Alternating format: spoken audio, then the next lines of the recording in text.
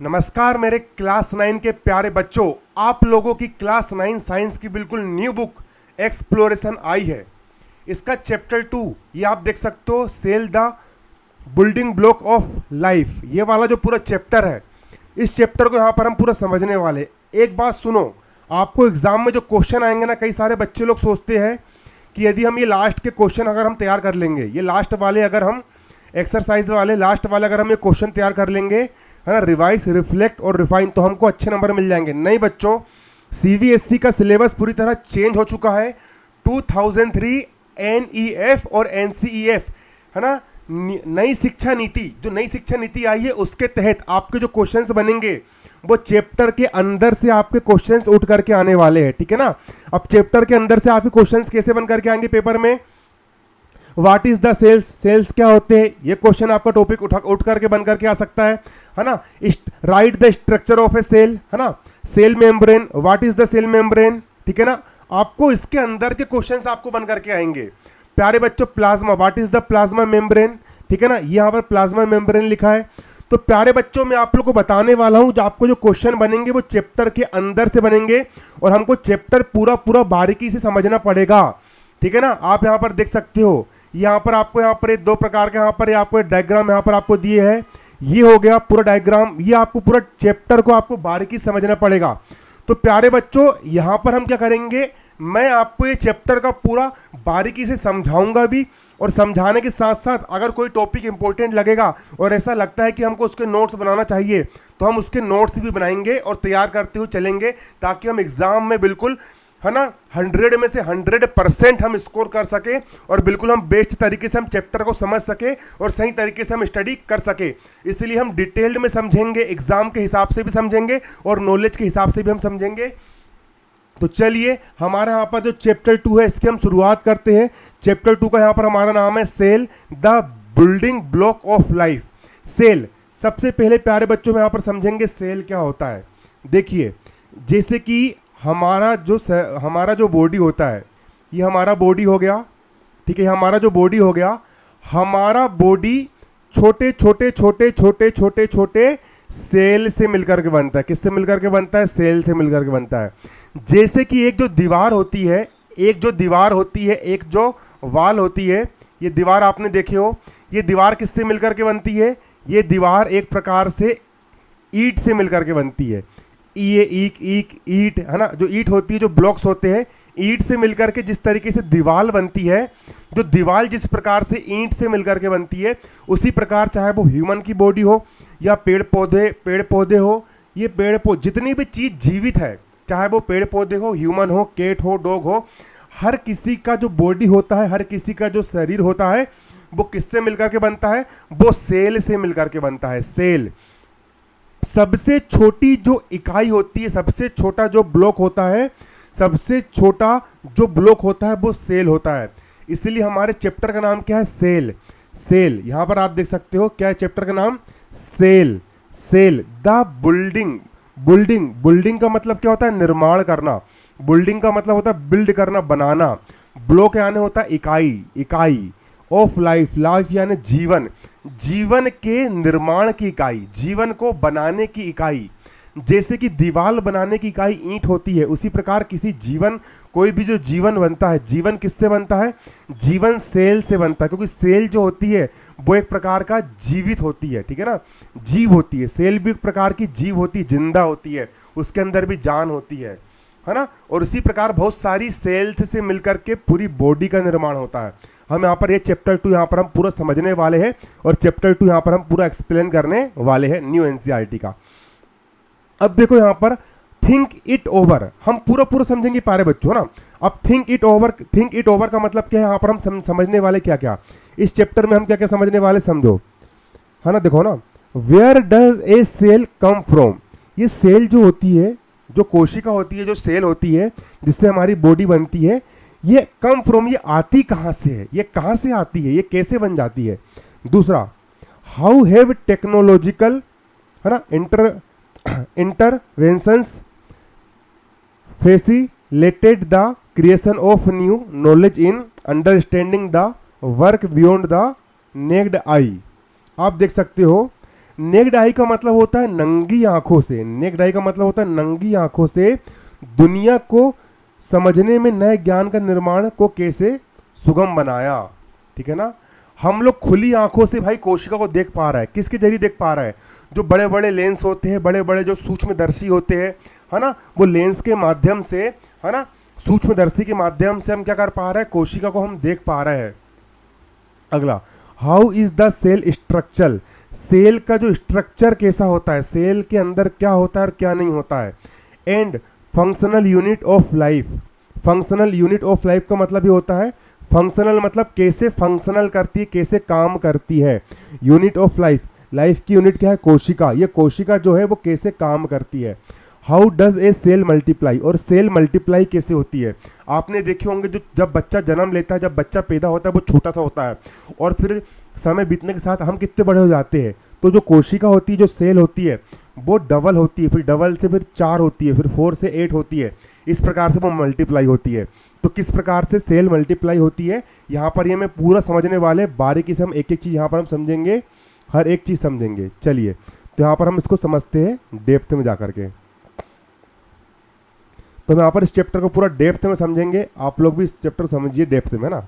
अब देखिए, अब यहाँ पर एक ये बोल रहा है, it is widely accept amongst the scientific community that life originated in water. देखो, एक प्रकार से अगर देखा जाए तो वाइडली का मतलब होता है पूरी दुनिया में, एक्सेप्टेड, एक्सेप्ट किया जा चुका है, साइंटिफिक कम्युनिटी मतलब कि जितने भी वैज्ञानिक लोग हुए हैं, जितने भी साइंटिफिक कम्युनिटी हुई है, उन सब ने ये एक्सेप्ट कर चुके हैं, डेट यानी कि लाइफ, लाइफ यानी जीवन का, है ना, और ऑर्गेनाइटेटेड मतलब कि निर्माण इन वाटर मतलब पानी में हुआ है, समुद्र के अंदर, पानी के अंदर, वाटर में ही लाइफ यानी जीवन का क्या हुआ है, निर्माण हुआ है, निर्माण हुआ है। जीवन की उत्पत्ति कहाँ हुई है, वाटर में हुई है। ठीक है ना। सम रिसर्चर्स, कुछ रिसर्च करने वाले, बिलीफ यानी बिलीफ करते हैं, डेट यानी कि लाइफ यानी जीवन में हैव, कई तरीकों से, है ना, originated in small water ponds. Small water ponds का मतलब होता है स्मॉल, छोटे, वाटर यानी पानी के, पूल्स यानी तालाब, जो पानी के जो छोटे स्रोत है, जैसे कि नदी हो गए, झरने हो गए, वहीं से लाइफ यानी जीवन का, जीवन का क्या हुआ है, निर्माण हुआ है, उत्पत्ति हुई है। ऑर्गेनेटेड हुआ है मतलब कि उत्पत्ति हुई है। विथ चेंजिंग एनवायरमेंटल कोऑर्डिनेट्स, आप यहाँ पर देख सकते हो, एनवायरमेंट जो होता है वो लगातार क्या हो रहा है, चेंज होता जा रहा है। तो लगातार बदलते एनवायरमेंट की कंडीशन में, rather then in the oceans, oceans का मतलब होता है समुद्र, ओशियंस का मतलब होता है समुद्र, ओशियंस जो हो गए महासागर हो गए, जो महासागर हो गए, महासागर के रेदर देन मतलब बदले, महासागर के बदले, वाटर पूल से, स्मॉल वाटर पूल से मतलब कि छोटे वाटर, है ना, वाटर पूल्स में जीवन का निर्माण हुआ है। मतलब कि यहाँ पर किताब ये बोल रही है कि जो जीवन की उत्पत्ति हुई है वो बड़े बड़े महासागर में नहीं हुई है, बल्कि छोटे छोटे झरने हो गए, नदी हो गई, या छोटे छोटे जो स्मॉल वाटर पूल्स हो गए, वहाँ पर जीवन मतलब कि लाइफ का निर्माण हुआ है। देखो, हॉट स्प्रिंग्स, हॉट स्प्रिंग्स का मतलब होता है गरम पानी के झरने, गरम पानी के क्या हो गए, झरने, इसको हम बोलेंगे हॉट स्प्रिंग्स।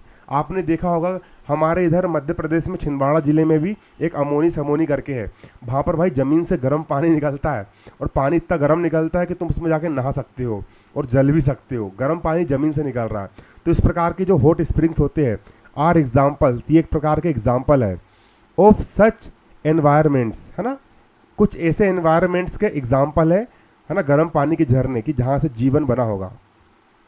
इन इंडिया, हम भारत में देख सकते हैं, द हॉट स्प्रिंग्स, गर्म पानी के झरने of pure valley in Ladakh, है ना, Ladakh maintain very high temperature.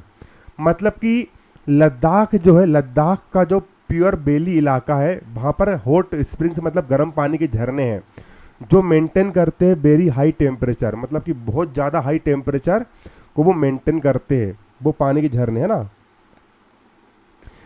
Nearly at the boiling point of water, मतलब कि पानी मतलब वाटर जिस पॉइंट पर बॉईल करने लग जाता है, उबलने लग जाता है। अब बताओ वाटर किस पॉइंट पर बॉईल करता है, तो वाटर जो होता है वो 100 डिग्री सेल्सियस पर बॉईल करता है। तो जिस पॉइंट पर वाटर बॉईल करता है उतना भयंकर का बॉइलिंग पॉइंट पर यहाँ पर झरने से पानी निकलता है, ठीक है। Ever in A cold climate, जब जिस समय वहाँ पर कोल्ड सर्दी का समय होता है, ठंड का समय होता है, उस समय भी यहाँ पर क्या होता है, पानी यहाँ पर निकलता है। दिस एनवायरमेंटल कंडीशन, ये जो एनवायरमेंटल कंडीशन है, seem to be similar to those on the early अर्थ।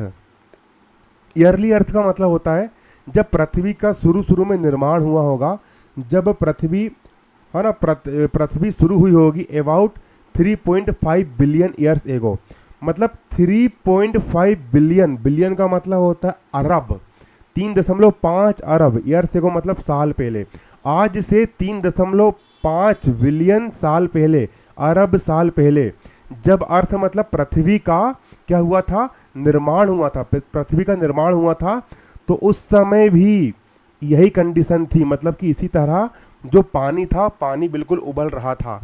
जैसे लद्दाख में जो झरना है ना, प्योर वैली है ना, वो गर्म पानी का झरना है, उसी तरह पूरी की पूरी पृथ्वी में गर्म पानी के झरने पाए जाते थे। कि कब पाए जाते थे, आज से 3.5 बिलियन अरब साल पहले। The organism living in this hot springs are mostly heat loving bacteria. अब देखो ये जो बहुत गर्म पानी के झरने होते हैं, हॉट स्प्रिंग, यहाँ पर जो ऑर्गेनिज्म लिविंग, जो जीव यहाँ पर रहते हैं, वो मोस्टली हीट लविंग बैक्टीरिया होते हैं। ऐसे बैक्टीरिया जिनको हीट मतलब कि गर्मी पसंद होती है। इन बैक्टीरिया को हम बोलते हैं थर्मोफिल्स। इनको हम क्या बोलते हैं, थर्मोफिल्स। तो थर्मोफिल्स ऐसे बैक्टीरिया होते हैं जो हीट लविंग होते हैं, है ना। थर्मोफिल्स क्या होते हैं, हीट लविंग बैक्टीरिया होते हैं। आपको ऑब्जेक्टिव में आ सकता है थर्मोफिल्स कैसे होते हैं, हीट लविंग बैक्टीरिया होते हैं, है ना। इनको हॉट स्प्रिंग पसंद होते हैं। विच आर यूनिसेल्यूलर, ये देखो यूनिसेल्यूलर का मतलब होता है इनके अंदर सिर्फ एक कोशिका पाई जाती है। हम जो इंसान होते हैं, हम इंसानों के अंदर अरबों खरबों कोशिकाएं होती है, अरबों खरबों कोशिका के मिलने से हम इंसान बनते हैं। लेकिन ये जो थर्मोफिल्स होते हैं इनके अंदर सिर्फ एक ही कोशिका पाई जाती है, ओनली फॉर वन कोशिका, एक ही कोशिका होती है। और इसी एक कोशिका में ये लोग क्या होते हैं, जीवित होते हैं। इनको हम थर्मोफाइल्स कहते हैं। और ये क्या होते हैं, ये यूनिसेल्यूलर होते हैं, मतलब इनके अंदर सिर्फ एक कोशिका पाई जाती है, ओनली फॉर वन सेल्स होती है ना।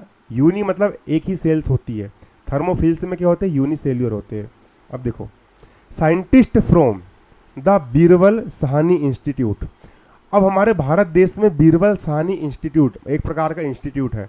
वहाँ के साइंटिस्ट ने ऑफ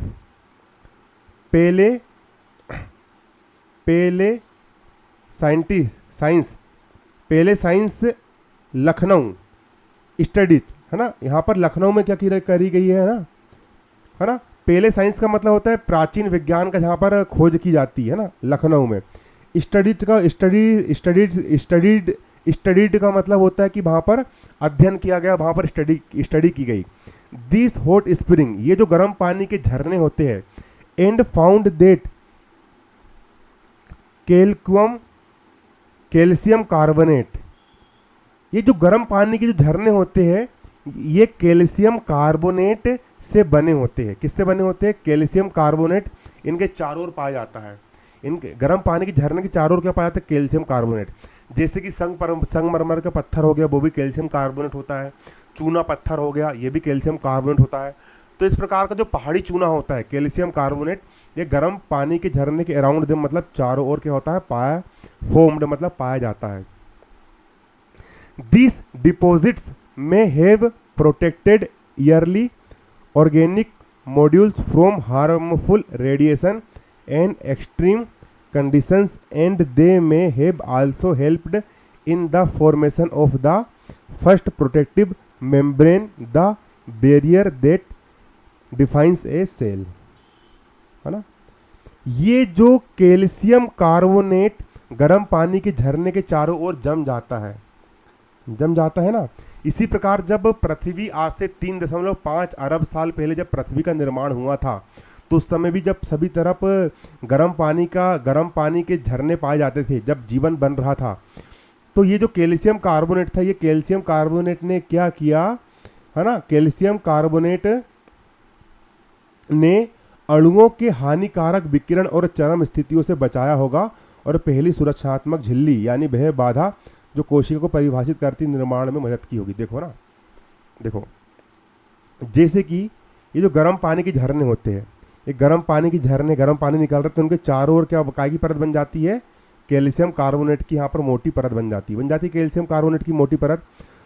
तो यहाँ पर विज्ञान की बुक ये कह रही है कि इसी प्रकार जब पहली बार जीवन का निर्माण हुआ होगा और कोशिका की एक कोशिका बनी होगी, एक कोशिका, है ना, अब ये कोशिका भाई खराब ना हो जाए, तो इसी प्रकार कोशिका खराब ना हो जाए तो इसके चारों ओर एक कैल्शियम कार्बोनेट जैसी एक मोटी परत और मोटी झिल्ली बन गई होगी ताकि कोशिका नष्ट ना हो सके। ठीक है ना। जैसे कि गर्म पानी के झरनों को कौन बचाता है, गर्म पानी के झरने के चारों ओर कैल्शियम कार्बोनेट की मोटी परत बन जाती है, उसी प्रकार कोशिका के चारों ओर भी एक परत बन जाती है, उसको हम बोलेंगे कोशिका झिल्ली, मतलब सेल मेम्ब्रेन। क्या बन जाती है, सेल मेम्ब्रेन बन जाती है, प्रोटेक्टिव मेम्ब्रेन। प्रोटेक्टिव मेम्ब्रेन का मतलब होता है उस सेल की रक्षा करने वाली, है ना, प्रोटेक्टिव मेम्ब्रेन बन जाती है ना। The barrier that defines a cell, है ना, सेल के चारों ओर एक बैरियर बन जाता है, सुरक्षा कवच बन जाता है कि सेल खराब ना हो। इसके बाद आप देख सकते हो all living organism are made up of cells. ये देख सकते हो, ये इंपॉर्टेंट, इसको आप अंडरलाइन कर लोगे। ऑल लिविंग का मतलब क्या होता है, आप यहाँ पे समझोगे। ऑल लिविंग का मतलब क्या होता है,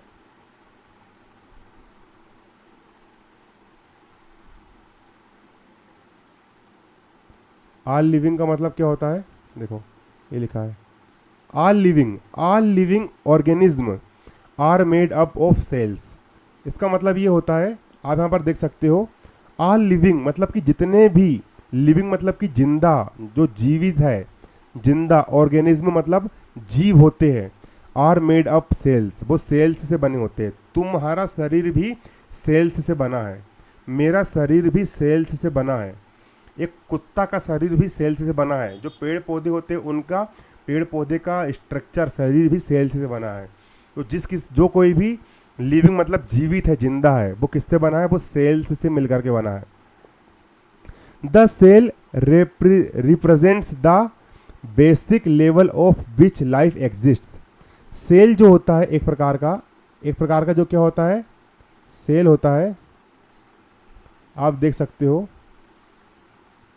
जो एक प्रकार का क्या होता है, सेल। देखो ना, द सेल रिप्रेजेंट, सेल क्या रिप्रेजेंट करता है, बेसिक लेवल एट विच लाइफ एग्जिस्ट, जहां पर लाइफ यानी जीवन एग्जिस्ट करता है, लाइफ एग्जिस्ट करती है, जीवन एग्जिस्ट करता, चाहे वो कुत्ता हो, बिल्ली हो, चूहा हो, है ना, उसका बेसिक लेवल है सेल। क्योंकि सेल भी एक प्रकार का जिंदा लाइफ होता है। जो एक सेल होता है ना, वो भी जीवित होता है।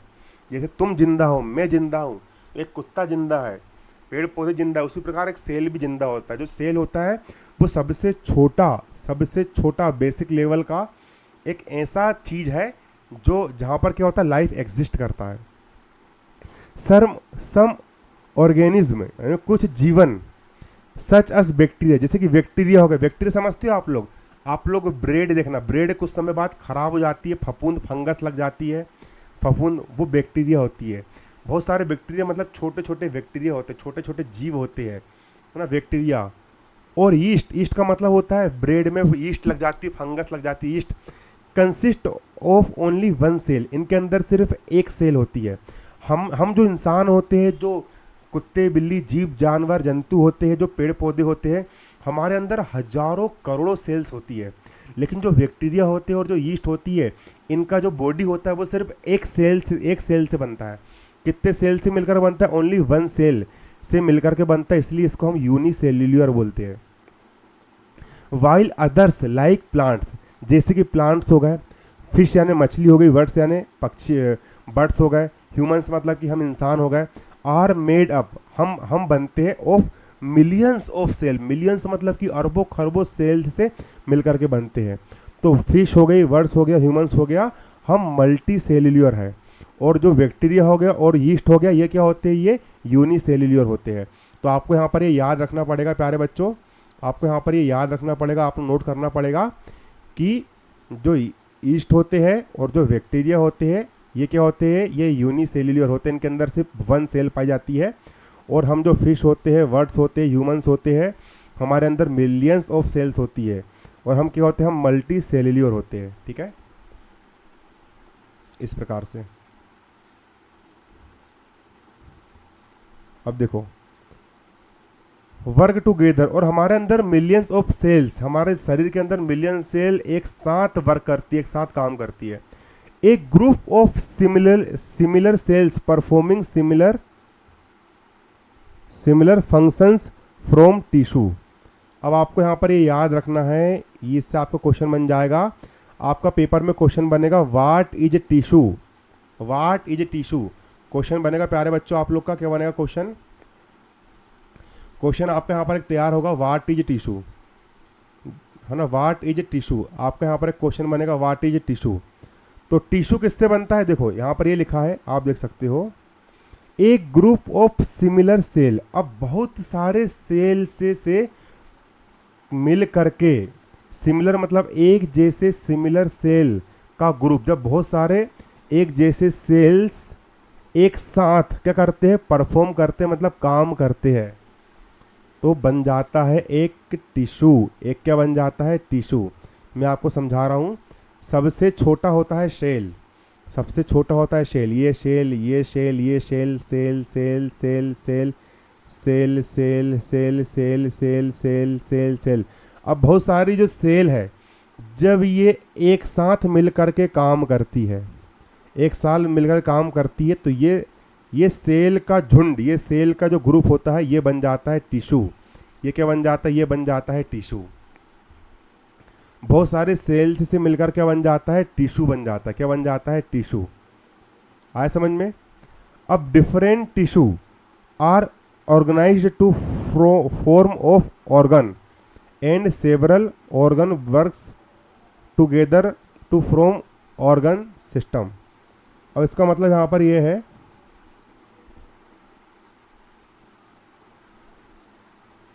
Different tissue.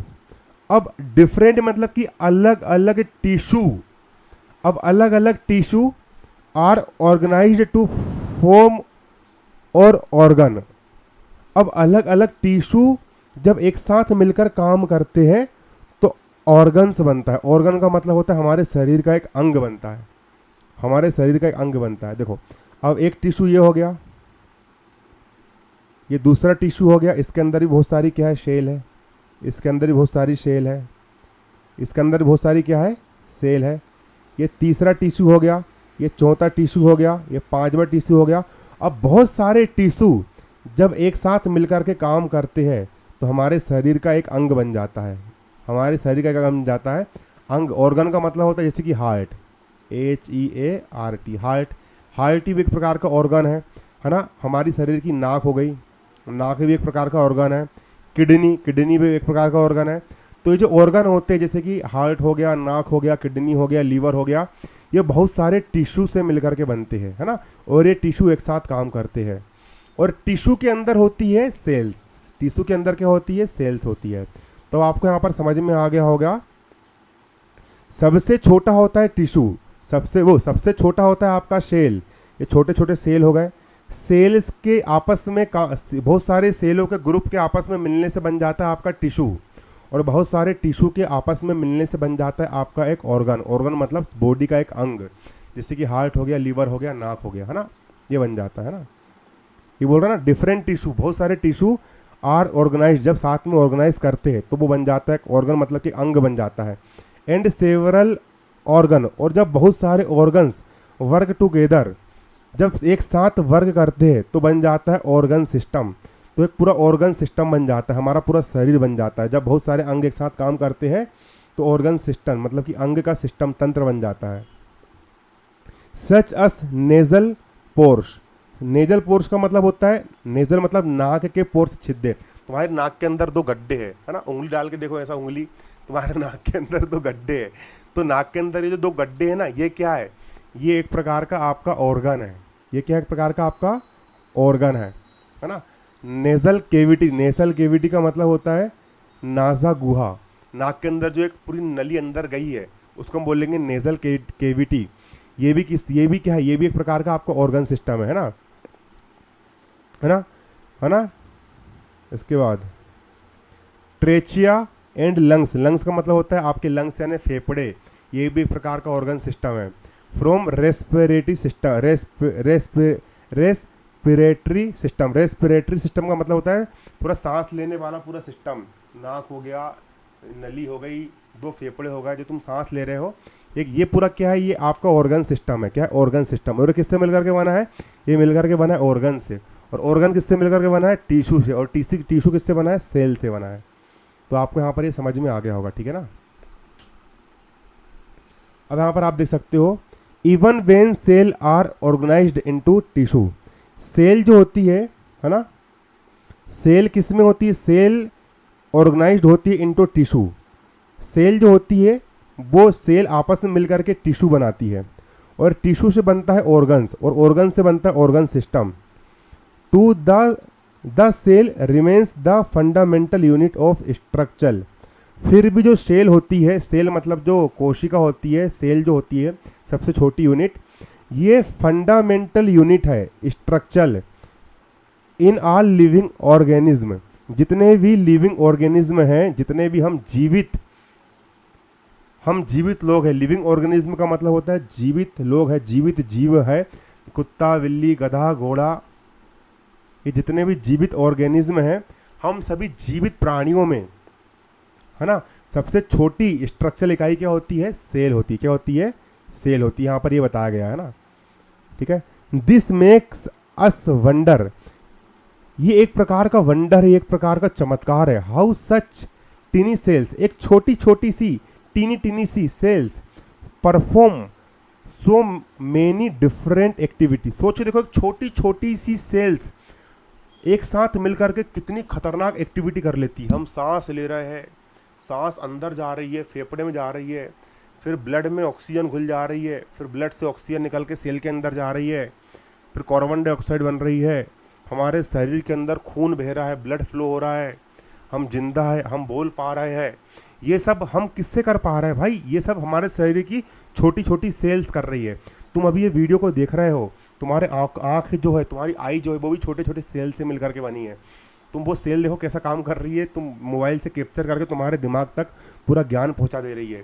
तो ये सब काम कौन कर रही है, टीनी सेल्स, छोटी छोटी सेल्स मिलकर के डिफरेंट एक्टिविटी कर रही है। What are the different components of a cell, और सेल के अंदर देखो अलग अलग प्रकार के कौन कौन से कॉम्पोनेंट्स होते हैं, हम यहाँ पर ये पढ़ने वाले हैं। How to cell in our body communicate with each other. अब हमारे शरीर के अंदर की एक सेल दूसरे सेल से कैसे कम्युनिकेट करती है, कैसे बातचीत करती है ना। अब एक सेल दूसरे सेल से कम्युनिकेशन कर रही है ना, तभी तो हमारी बॉडी वर्क कर रही है। अगर एक सेल दूसरे सेल से कम्युनिकेट ही नहीं करेगी तो हमारी बॉडी वर्क कैसे करेगी। Do cells life forever, क्या सेल जीवन भर लिव रहती, जिंदा रहती है। डू दे डाई, क्या सेल मरती भी है। इन दिस चैप्टर, इस चैप्टर में भी विल एक्सप्लोर, हम एक्सप्लोर करेंगे to the answer to this question as we entering the, है ना, fascinating world of cells. Cells मतलब कि जो सेल्स की दुनिया होती है वो सेल्स किस प्रकार की होती है, कैसे काम करती है, हम हर एक चीज़ इस चैप्टर में पढ़ने वाले हैं। तो प्यारे बच्चों, आज के चैप्टर में हमने इतना ही पढ़े हैं, इतना ही एक्सप्लेन किए हैं। प्यारे बच्चों, अगर इस वीडियो में सिर्फ ज़्यादा नहीं 10 लाइक आ गई ना भाई, तो उसके आगे का मैं आपको पूरा पढ़ा दूंगा। सिर्फ 10 लाइक की डिमांड है भाई। और एक बार कमेंट कर दो कि सर हमने इस वीडियो को पूरा लास्ट तक देखे है। अगर आपने सच में इस वीडियो को पूरा लास्ट तक देखे होंगे भाई, तो मैं सच में चैप्टर पूरा आपको पढ़ा के ख़त्म कर दूंगा भाई। बस मेरी एक ही उम्मीद है भाई कि मैं पढ़ा रहा हूँ तो कोई बच्चे पढ़े यार। बाकी लोग को देखता हूँ भाई, उनके वीडियो पर भाई लाखों करोड़ों व्यू आते हैं यार, मेरे वीडियो पर भाई 10 व्यू 50 व्यू नहीं आ रहे भाई। आप लोग भाई कम से कम इसको लाइक करो भाई, और कमेंट करो। आप लोग मुझे हिम्मत दो भाई, फिर मैं आपको पढ़ाऊँगा अच्छे से।